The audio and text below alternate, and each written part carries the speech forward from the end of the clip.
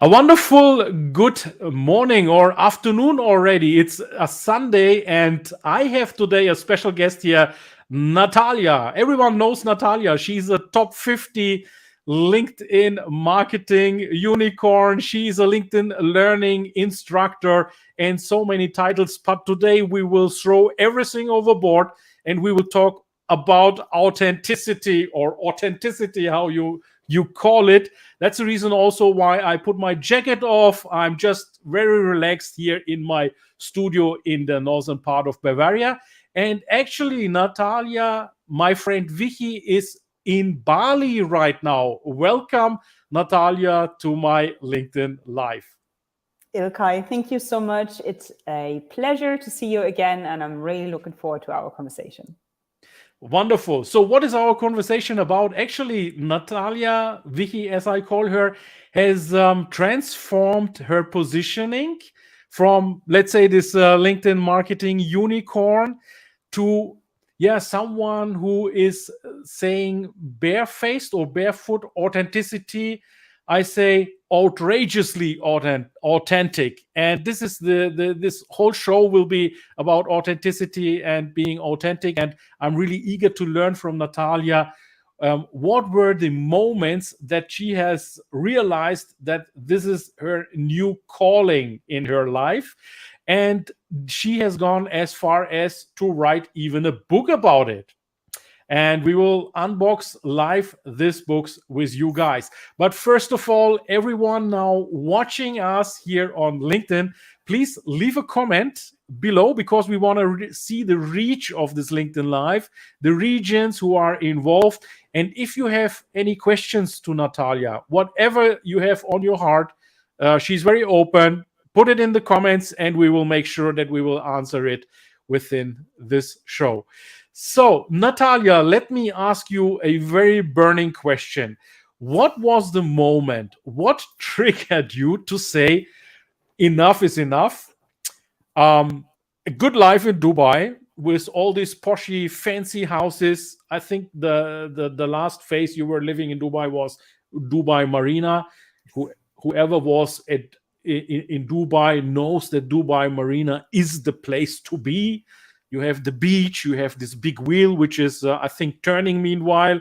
And you got all these yachts and all these ships. You have this fantastic life there, a lot of Instagrammable places, although we speak about LinkedIn. Natalia, what was that moment? Give me, please, a life sign. Yeah, the best way how to put it is I woke up one morning and I looked out of the window and I saw this beautiful Dubai Marina, as you said. I saw the palm trees, I saw the water, I saw people going for a walk or people running, and I saw birds, and everything was perfect. And I woke up and I felt so angry. Ugh, that anger was almost rage. And I had very, very destructive thoughts towards a lot of people and myself and my whole situation.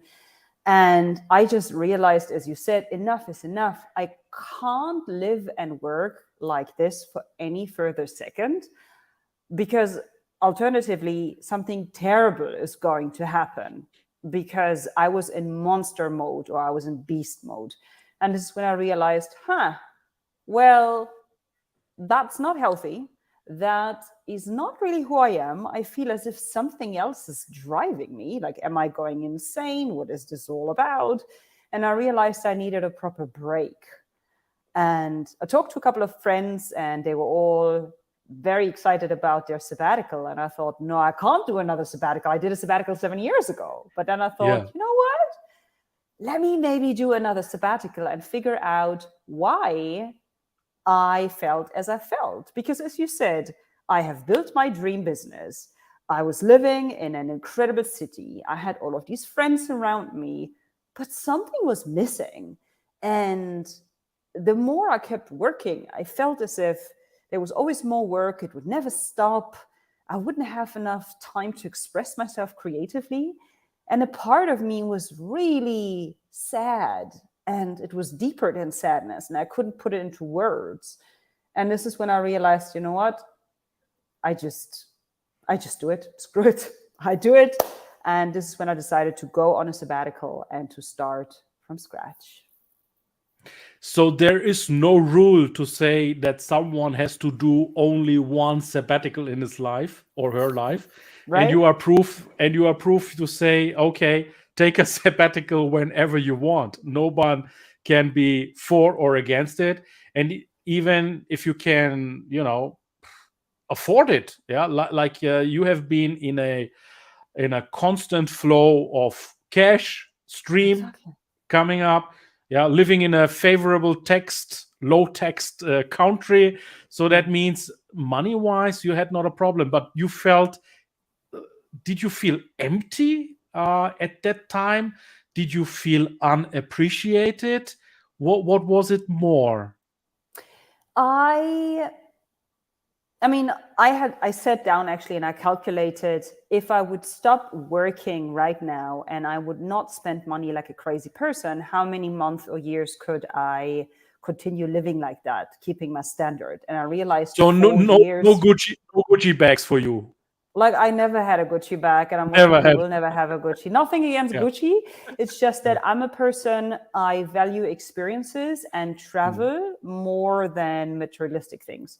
Don't get me wrong, I love beautiful clothes and I love to possess certain things that are important to me, but I'm not hooked on a specific designer, or I don't need to possess exactly that thing, because without that thing I feel not worthy or whatever. So exactly, I realized I could continue living like that for 4 years and 4 months.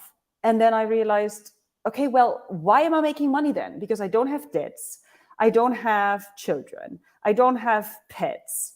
What am I saving for? Because I want to work until I die, literally, because I like working with people, because for me it's not really work, it's helping others, it's guiding others, it's making them smile, it's inspiring them, it's being creative, it's expressing myself. It doesn't feel like work. So, and then I realized, okay, where am I working? Why am I working? Now, because everybody's working. And it took me quite a while until I realized that I had the wrong belief that, give me a second, because that was a deep one that I got out of my system. It was love is work, or love is productivity. Or in the other way expressed, it would be, I am only loved when I create, when I deliver, when I am productive.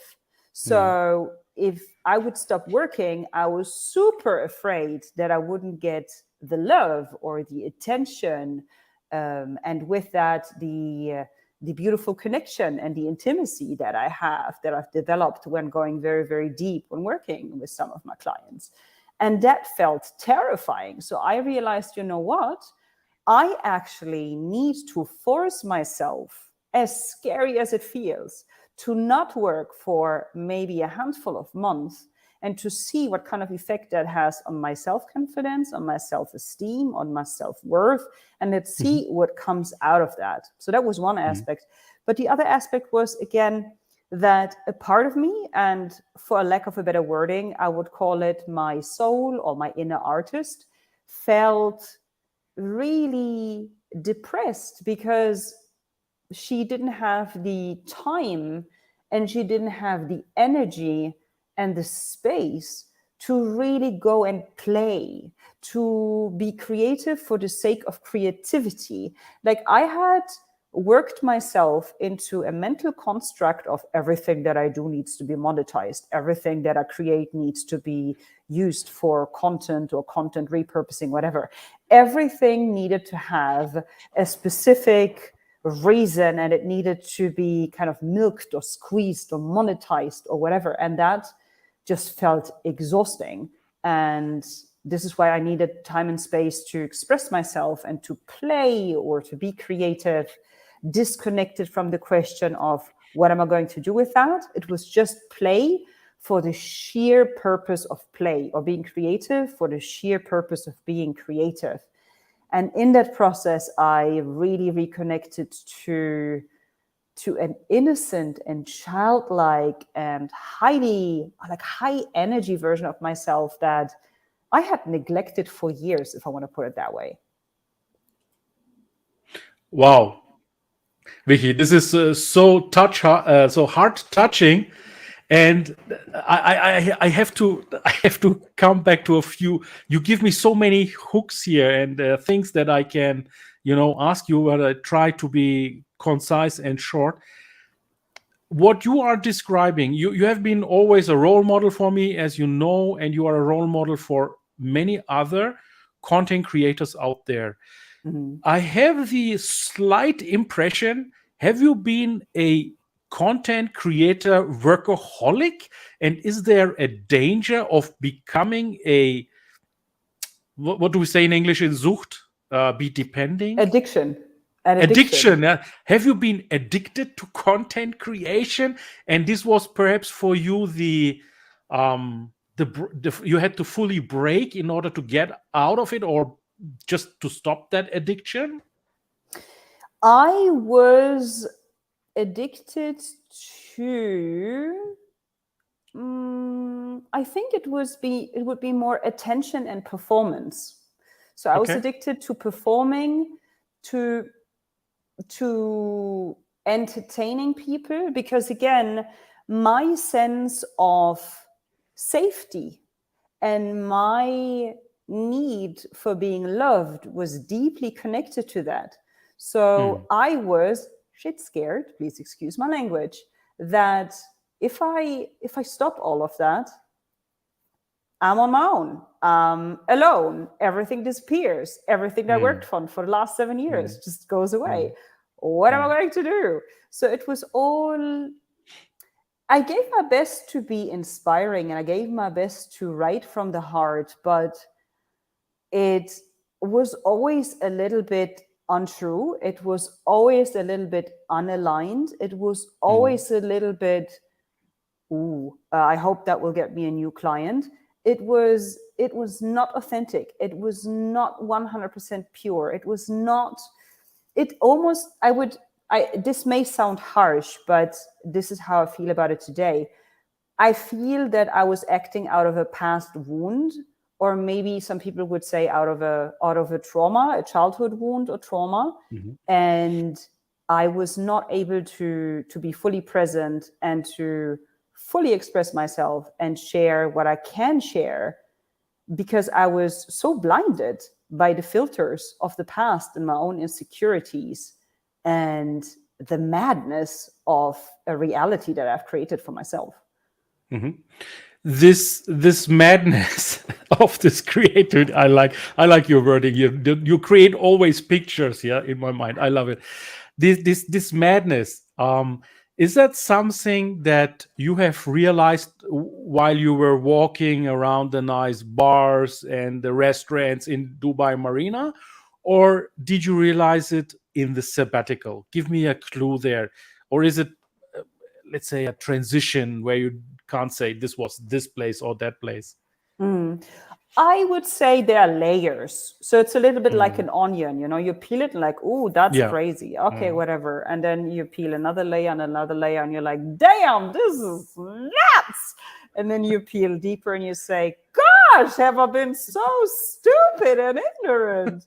And then, it's about forgiving yourself and asking yourself, what is there that I can learn from it? And this is a deal that I made with the universe at a certain stage. I commanded, I said, listen, allow me to be so present, and I'm choosing to be so in the present moment to see where I'm lying to myself or where I see a distorted perception of reality everywhere.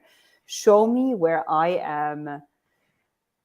am stuck again in thinking patterns or in a belief system or in habits that are not me. I've done them for years because they helped me becoming a self-made millionaire and a LinkedIn unicorn.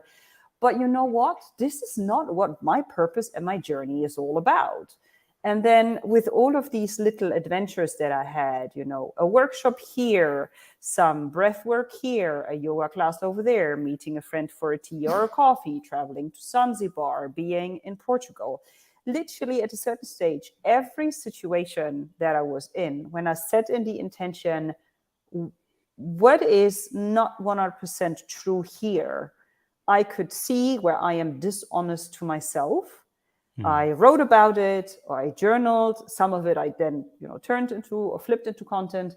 But developing this level of radical honesty and truthfulness towards myself actually showed me how wild, how crazy my life was. It's a little bit, to give you one last metaphor, the beautiful story of Alice in Wonderland, who literally falls down the rabbit hole and, well, or like in the Matrix, right? You take the red pill or the blue pill, and I swallowed the red pill again, and the rabbit hole almost seemed to be never ending until at a certain stage I said, you know what? I think I got it. I'm good until here for now. Maybe at a later stage we go deeper, but now let me go back into 3D reality and give my best to share what I've learned with others, because I can't be the only person on this planet with this challenge.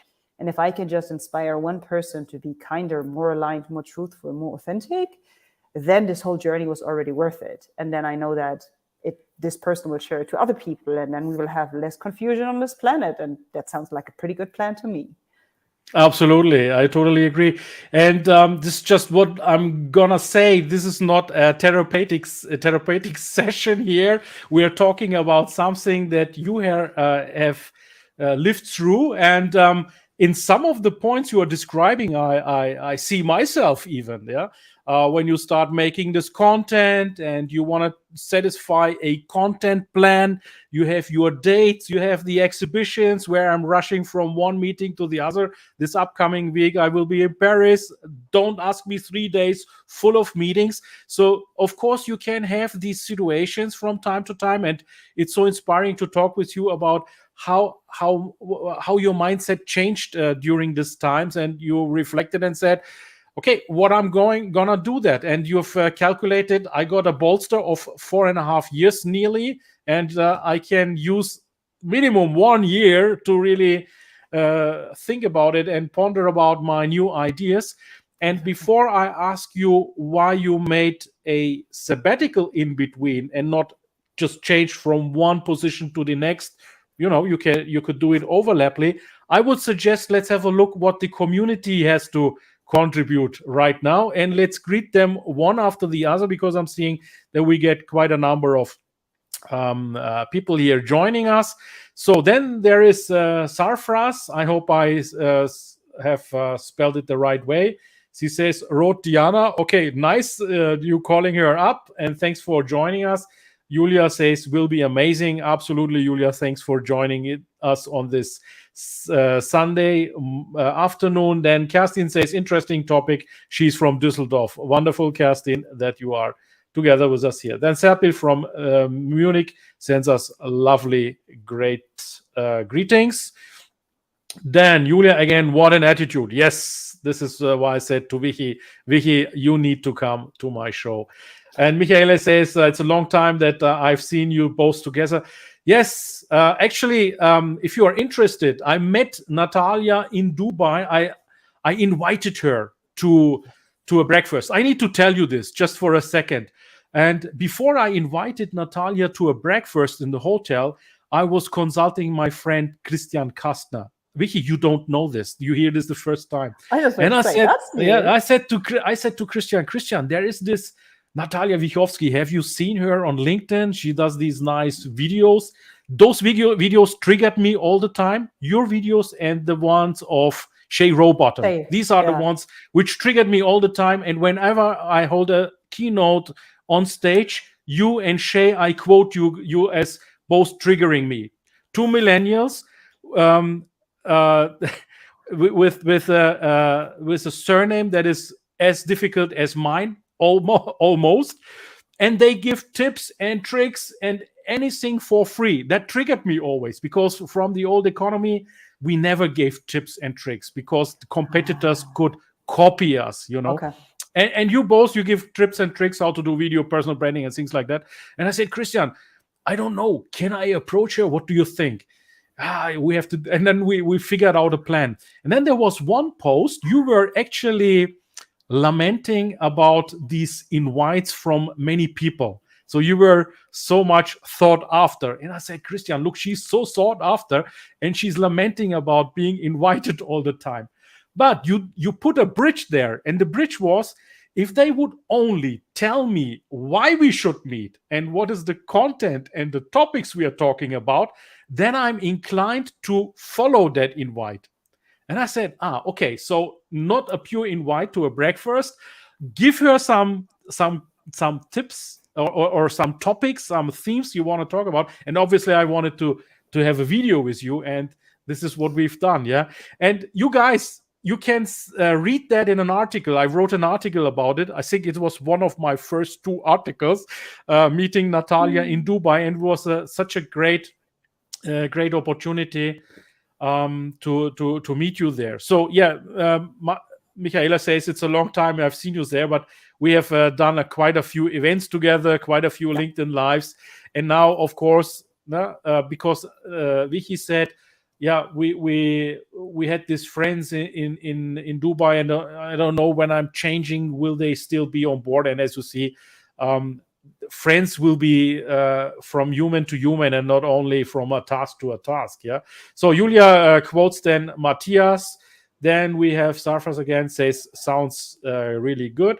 Then greetings from Berlin, says Oliver. Thanks, Oliver, for joining us here. Jigar, I guess he's from India, needs courage for this. Absolutely, very courageous Vicky is, as she always was. What you describe is a role model for pureness. Okay, we will talk about that. Then I like your saying, Pia. Dr. Nat ist jetzt Vichi. Yes. Spannende, mutig ist. So in English only, it would be only for Ilkay. I'm only for me. Ilkay. Exciting, courageous, and sympathetic transformation. And is your podcast still online, Vicky? I didn't check it. It's not. Okay, because I got this Vicky from one of your podcast episodes, as you know. Yeah, exactly. I remember. Yeah, you mentioned that in one of the podcasts. Yeah. Another excellent speaker. Thank you, says Ahmed. Absolutely. So, and then we have Oliver again. Hey, Dr. Phil, Natalia Wiechowski. Thank you a lot for these inspiring insights. Yes, she's giving them. She is giving them, and she will continue to give them. So yeah, Vicky. Then let's turn to back to your topic. So my question, I'm curious to know, is now I have changed and pivoted, they say in American English, from one business to the other, like gradually without an interruption. But you seem to be favor a complete stop. Yeah. So the container ship is moving, and you bring the container ship to a full stop, bring the anchors down, and then you, I don't know, change maybe the containers, the personnel, the captain, whatever, and then once the new people are on board, then you continue, but it takes time. So why do you need this complete stop to pivot from one place to the other? What is the benefit for you? I was too afraid that I keep on doing the same, just in another color. And that was just not what I wanted.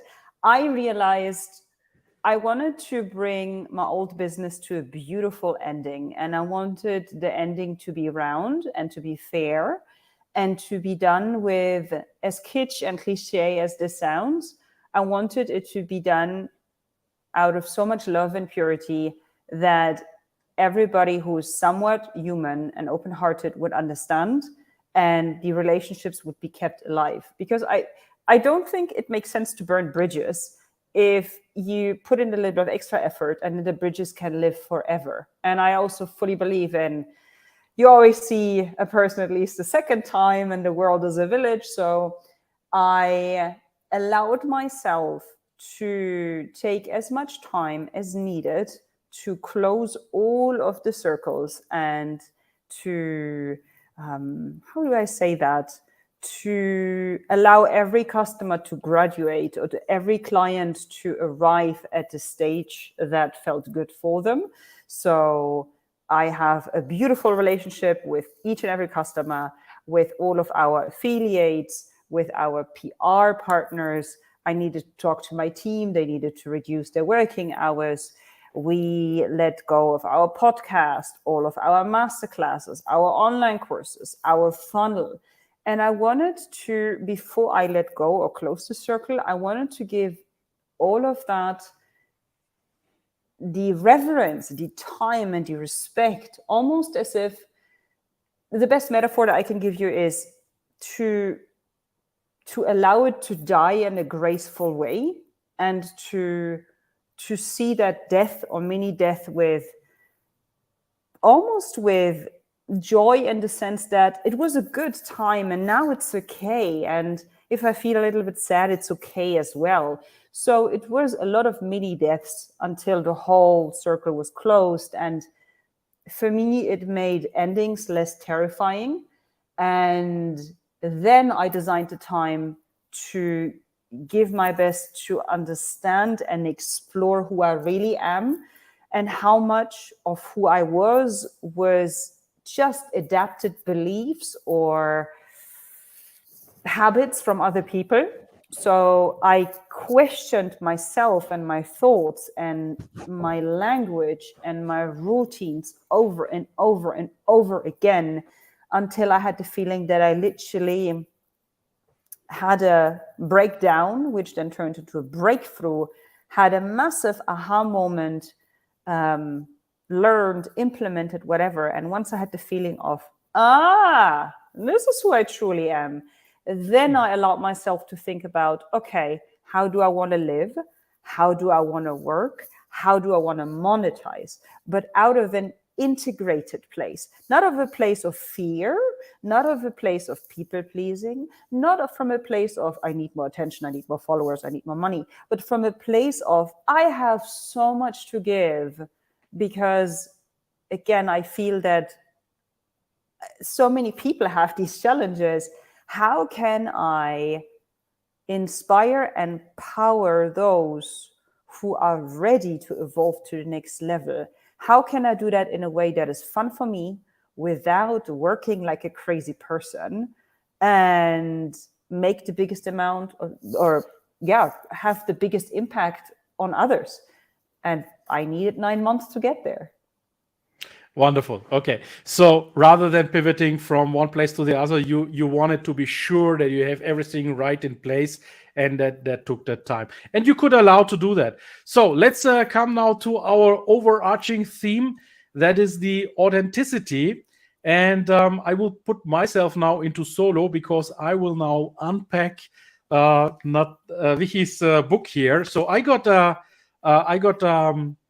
an envelope here. The book is here inside. I haven't looked at it here, although I know, of course, what the book is about, but it's this symbolic thing. And at this moment, I want to thank you, Wichi's mama. I don't know her name. I don't know her. But this was packed by Wichi's mama's personal hands and sent within Germany. So Wichi's mama, thank you so much. Mamas are always the best. So now I try to open this without hopefully damaging this nice book. And I got, of course, the German version. And let me tell you, we were actually, this live was designed to be, of course, a German LinkedIn live. But as I'm now going back a little into the international business with my whole composites world and the industry, I asked Natalia, can we do this in English rather than in German? Because this month and the upcoming months, the month of May will be also an English content month. And she said, of course, no problems. So I got the book here, ta-da! And we got her book here, Unverschämt Authentisch. So this is basically the story here. She has 25 Verrückte. Now this is a wording game. We will disclose this maybe in the English version now.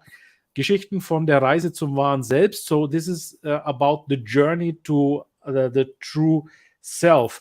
And why did I ask Wichi about her transition from being a LinkedIn personal branding coach to now a coach who is helping others in finding themselves? I wanted to demonstrate you that pivoting is possible.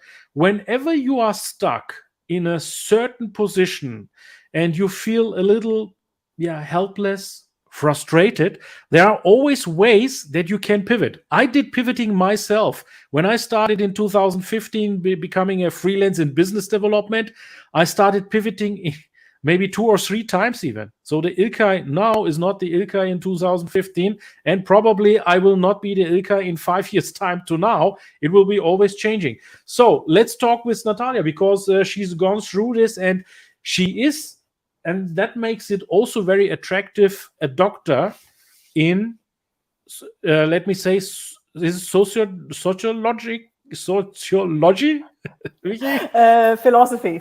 So In philosophy, you're a doctor. Okay, doctor of philosophy. Phil, What was exactly. your what was your major, your dissertation about? It was about behavioral science, wasn't it?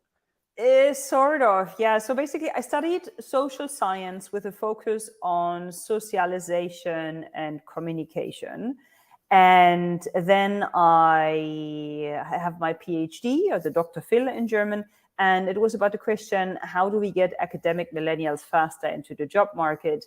And the question boiled down the problem, and then the problem behind the problem, and the problem behind that problem was the conflict between the spirit of the pureness of the German university versus the requirements of the job market. And I found it fascinating because it had a lot to do with the mature human, and can the pure value-adding human being, how can he or she be shaped? What's the job of a constitution?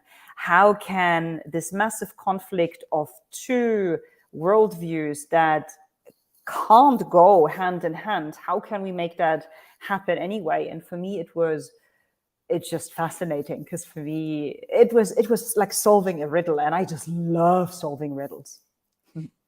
So the reason why I'm asking is that means anything you do, you seem to be having fun with studying human psychology, human behaviors. And you did this more or less with yourself, yeah? And you studied yourself. And this is very, very valuable, because this has a fundament. It's built, I'm sure you think also sometimes in models and frameworks in human behaviors. And now let's come to this book. And now I know also your mama's name. She's Elisabeth. So greetings to Elisabeth. Yeah. At this part. So tell our English viewers the English expression. Sure. So the English version, that's how it looks like. This is how it looks like: barefaced authenticity. And now this, okay, you changed this verrückt into flawsome stories. Okay, exactly. Yes, because this verrückt is a wording game for the international guests. Verrückt, if you write it together, is like crazy or out of control, something. Yeah, verrückt. But if you say ver and rückt, if you take the two syllables separate, you could say it's been replaced or deplaced or put on another place. Yeah, there's some synonyms of that. So that is really a nice subtitle of the book.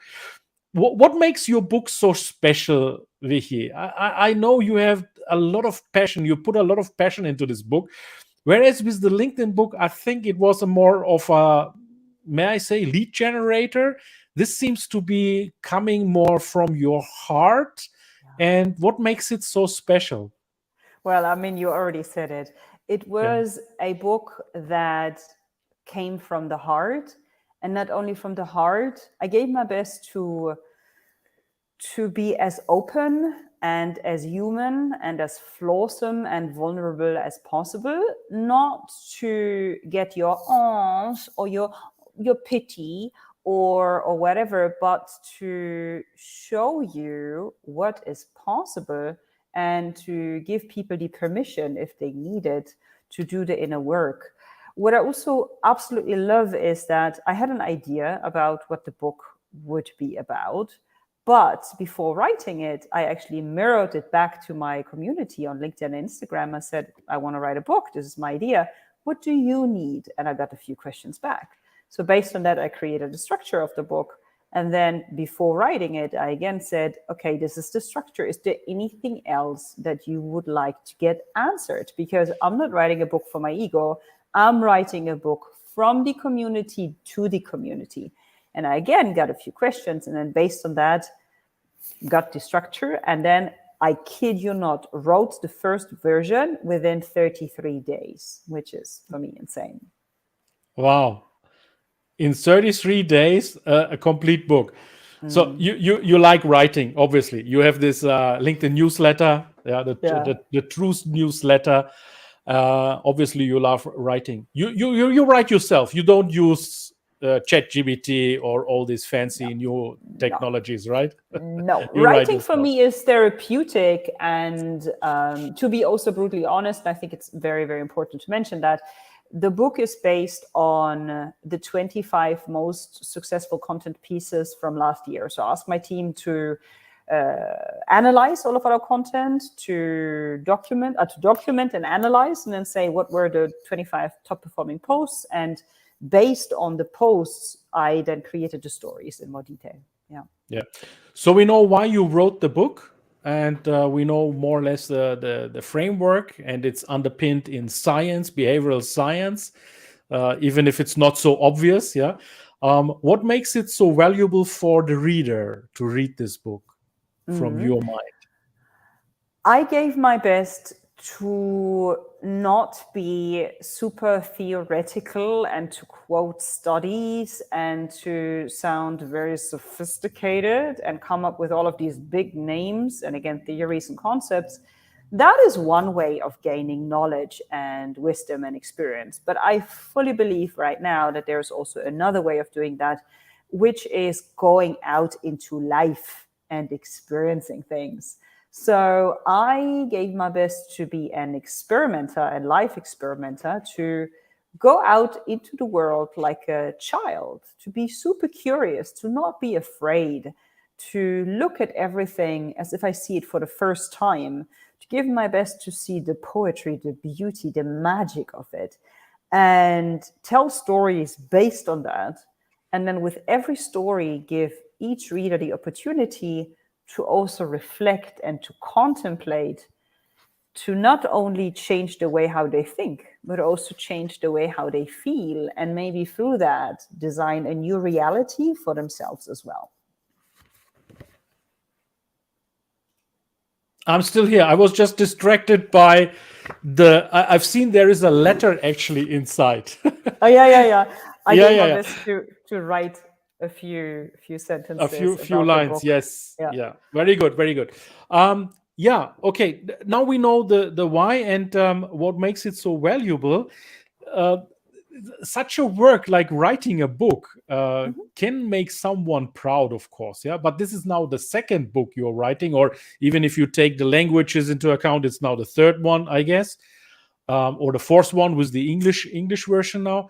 But is there something you would say you are particularly proud about this book, or is there anything that makes you particularly happy about it? I'm very happy about the illustrations in the book. I found a beautiful artist in, I think it was Serbia, who I briefed her on what I wanted for every story. And then she put in so much love and magic into it. Yes, exactly. That's the story about the 7 energy trolls.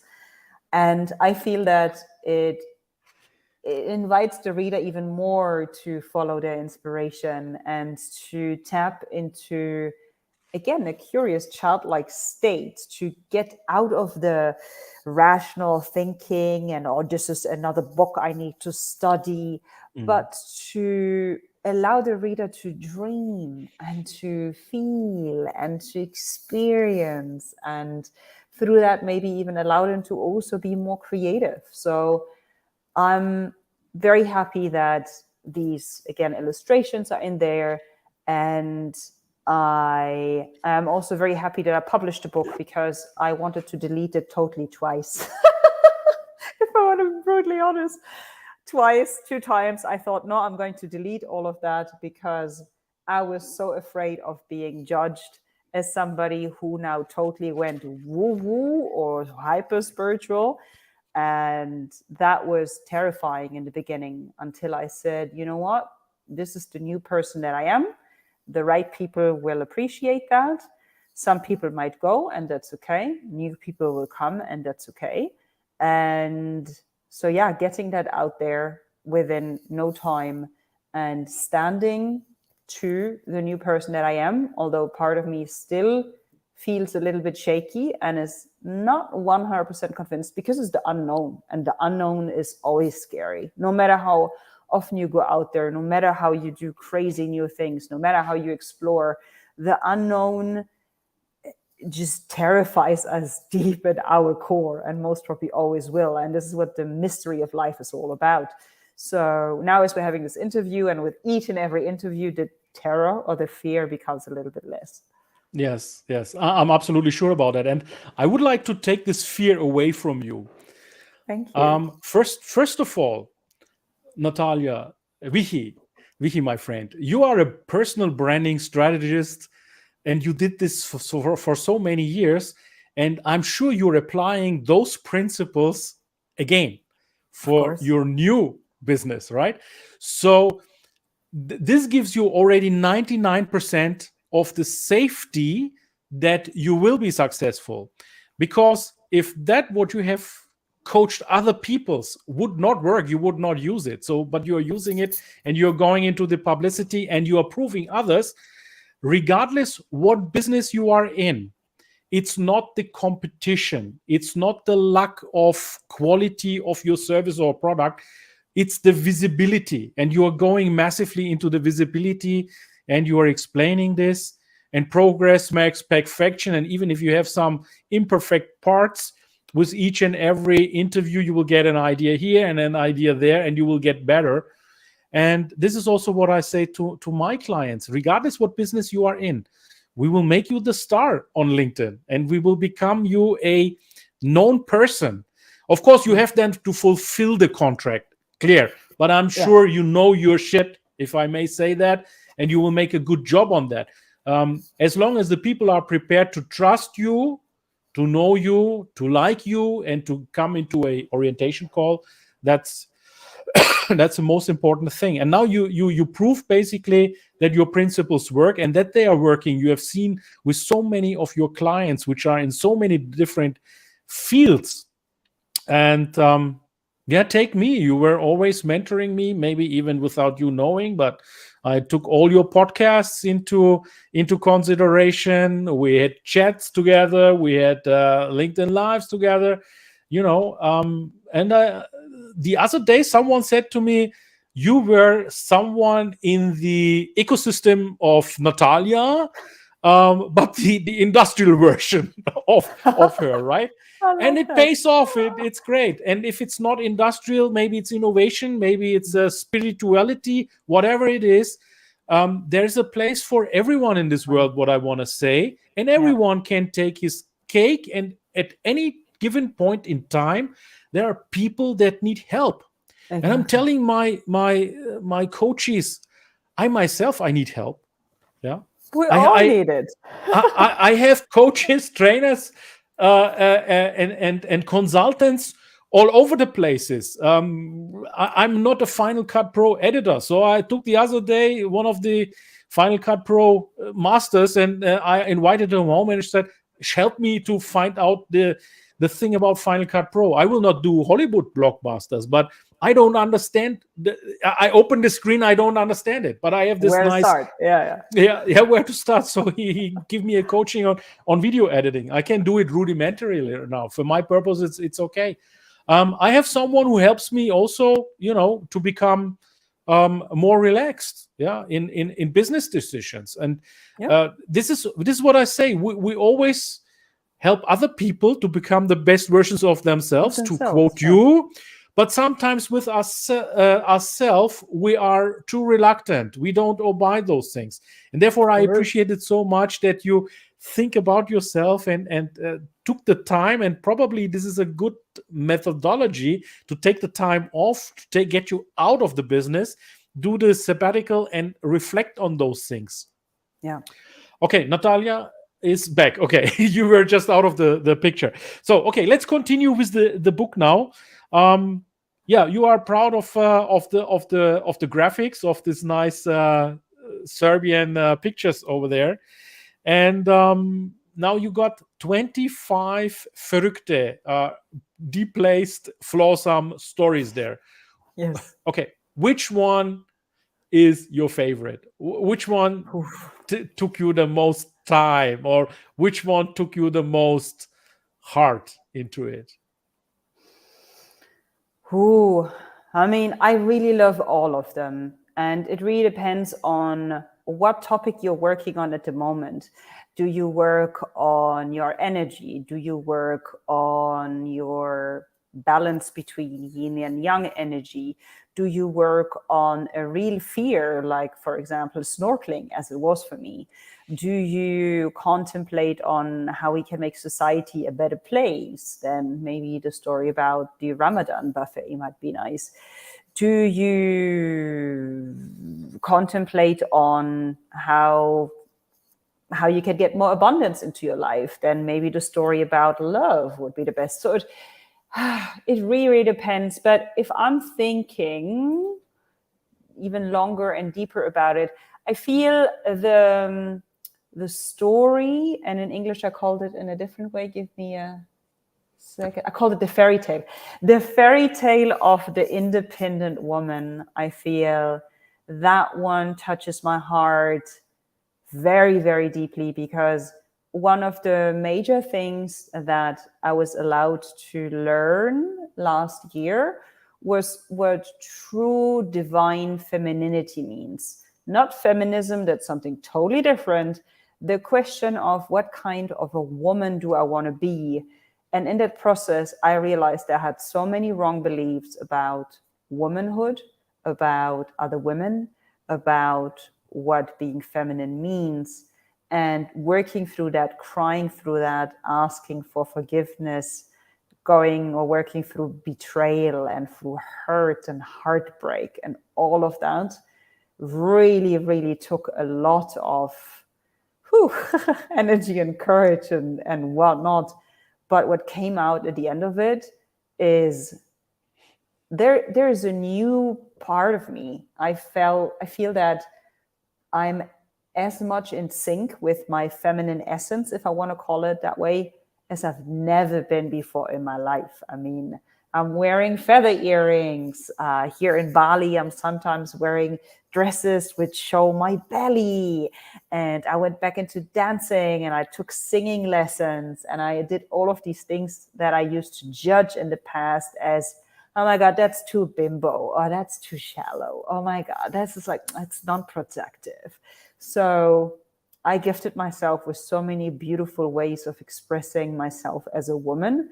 And I hope that this story gives a little bit of an insight into that. Wonderful, wonderful. But I have to say that I have not really, when we went to this breakfast, I have not seen a man in front of me. I still saw a woman. Yeah. Yeah, but So it was very harsh to the front, harsh. very Yeah. goal oriented, very tuck, tuck, tuck, Yeah. very Yeah. things had to be. There was not enough flow. There was not enough grace. There was not enough receptivity. There was. That was for me all lacking. That I would call it queen energy. I wasn't owning my queen energy. Okay. Okay. Agree with that one. Yes. Wonderful. Okay. Then anything else we should know about your fantastic book, Vicky? Well, You it's can available, think as of? you said, in German and in English, and you can get it Yes. as a paperback or as a Kindle Yes. version, because some of our readers said Kindle. For this year, I don't think we're going to publish an audio version, but for next year, we will definitely sit down, and for next year, the next book will definitely also get a whole new, let's say, even a fresher vibe and flavor, because we're going to bring in a new expert also into the whole process. So book number 3 or 6, however you want to count it, will definitely be even more exciting.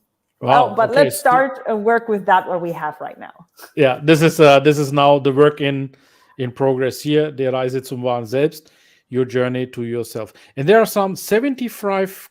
I saw here now 75 questions for self reflection. Yeah. Let me start with this. Why is it so important to self reflect? And then why are so many people not doing it?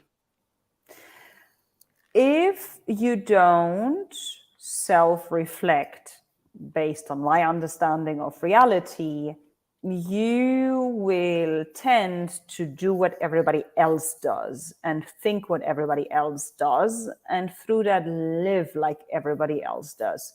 If that works for you, fantastic. And for the majority of people that I know, it will lead to a lot of pain and lead to a lot of dissatisfaction. So that's why it's important to sit down and understand, okay, this is what makes my friends happy. This is what society wants me to do.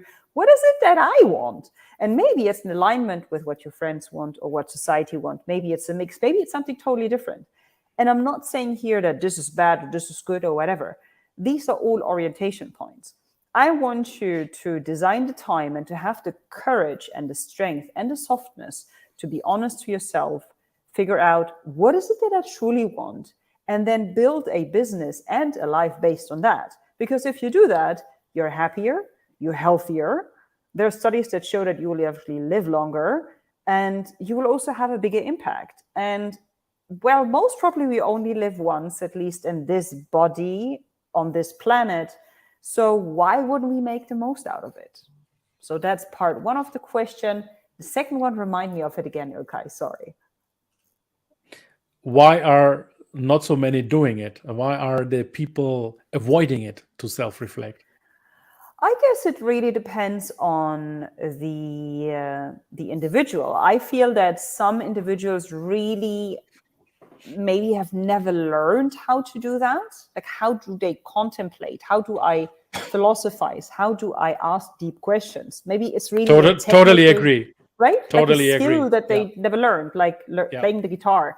But another huge part, well, I guess, again, that's my perception of reality, they don't ask because they're too afraid of what they might find. It's a little bit like opening the box of Pandora. Once you open it, ooh, there's no way back. People also say that, you know, an expanded mind can never shrink into its original state, or once you saw something, you can't unsee it.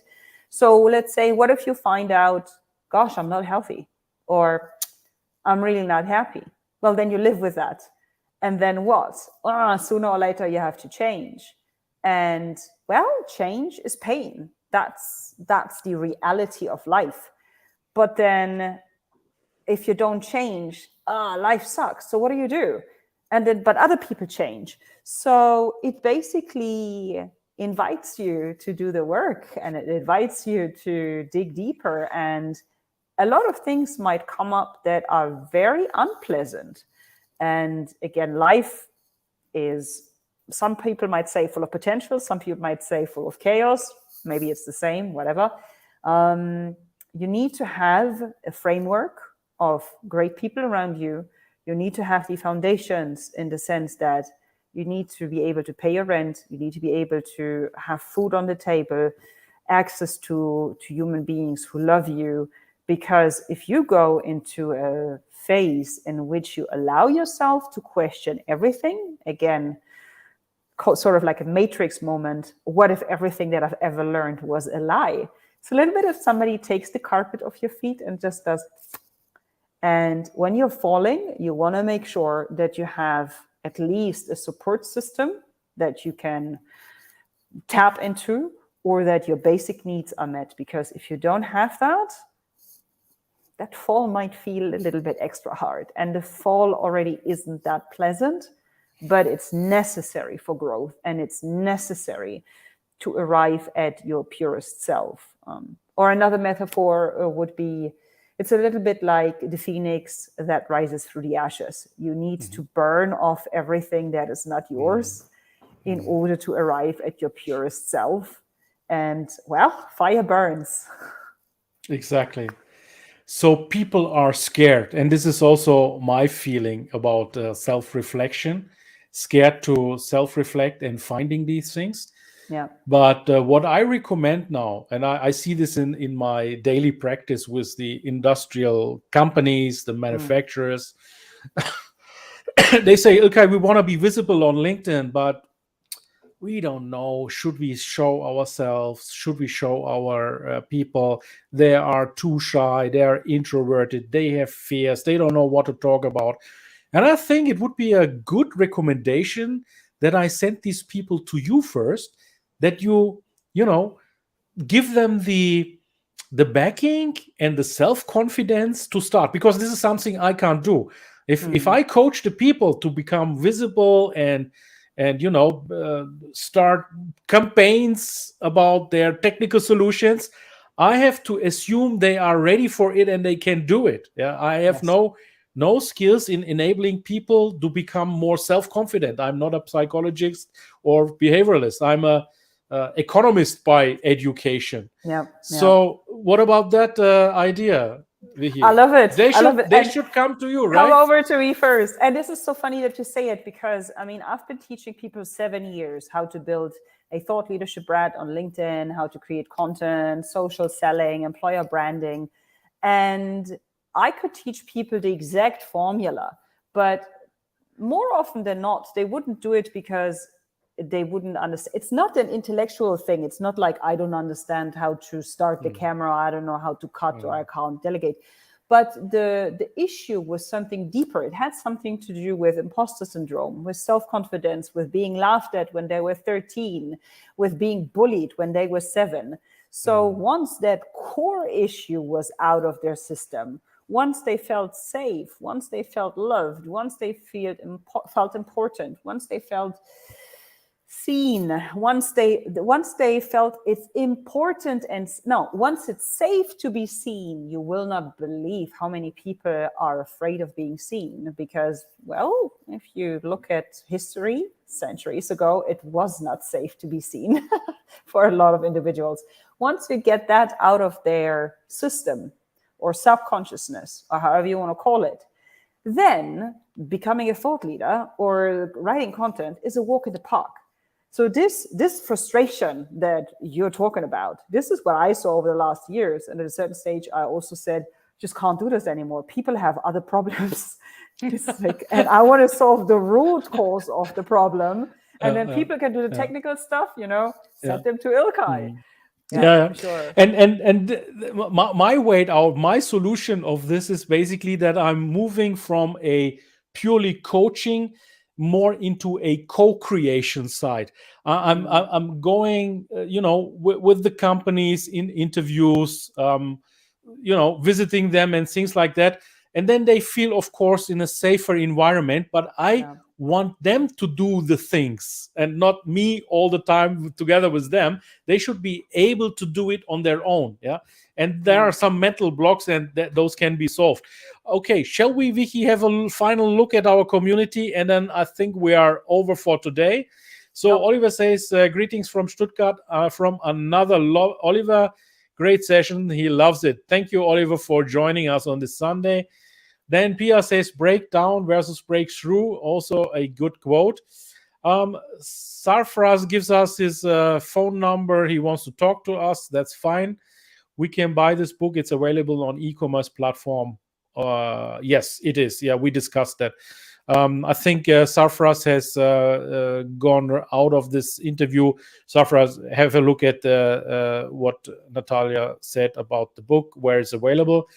This is what true courage is all about, says Stefan, being afraid and doing it anyway. Absolutely. Marian says, hello, long time no see. Greetings from Zagreb. Yes, seeing you again. Thomas says, maybe it's time for Natalia to send you, Ilkay, a bill. Yes, Vicky, go no, ahead, send me a huge no, bill. no. Absolutely. Yeah, this is regarding the mentoring Exactly. I use Yeah, from yeah. your podcast. Yes. Hi, what's up? It says Dix. Okay. Stefan says, I think it has to do with the peak of Mount Stupid. Okay. I'm not aware of I'm aware of Dunner-Kruger, but isn't that the point where you self think you are competent, and then realize that you are not competent enough because you then understand what you don't know, something like that. So self-reflection makes you see that you know less, exactly, that you know less than what you feel you do, exactly, yes. Yes. In the more correct words. Self-reflection leads from this peak of Mount Stupid into the valley of despair. Wow. Okay. And then we got another LinkedIn user says inspiring. Unfortunately, StreamYard doesn't show the picture, but thank you so much for joining us. Yeah, that's all about it. Now we got exactly 1 hour. So you have to know Wichi is in Bali, and Wichi is now 5 hours ahead our time, right? It's now Is 4 it p.m. 6? It's 6 hours, then it's 7 p.m. wait, it's 8 p.m. here now. It's 8 p.m. So 6 hours. You are 6 hours ahead. No. So anyone who has joined our live at a later stage, this was a fantastic live about Natalia Wiechowski 2.0 or 3.0. Exactly. Because and many versions to come. Yeah, you had even prior LinkedIn, you had a positioning in, I think it's in Abu Dhabi. You were employed as someone. So we were talking about Wichi's transition pivoting, and she did two pivots within I think the last 10 years maybe. Yeah, let's give it a lump thumb. Yep. And she always did a sabbatical in between, and she explained during this LinkedIn live why that was the best way for her to do the pivoting. She gives you a lot of encouragement to work on your inner self. She gives a lot of encouragement during this life to be authentic and what benefits there are in being authentic. And of course, we've talked about her new book that we warmly recommend you, because there are some 25 verrückte, crazy, flawsome stories inside. Plus, there is a 75 questions for self-reflection. And we've also dove deep into why self-reflection is so difficult for the people and what is the way out of it. So thanks you for joining. Thank you, Wichi, for your time and for all these insightful stories that you gave us very openly. You've given us access to your soul and your thought processes. Very much appreciated. I enjoyed it a lot, and I'm sure our community enjoys it also a lot. So if you watch it on the replay, thanks for joining us. Once again, Wichi, thank you so much. My traditional last question is, what is your final call to action? Well, once again, thank you so much for the invitation. And my call to action is start doing the inner work. Right away. For sure. Start it today. Okay. Thank you, Wichi. And thank you, community. See you. Bye-bye. Bye.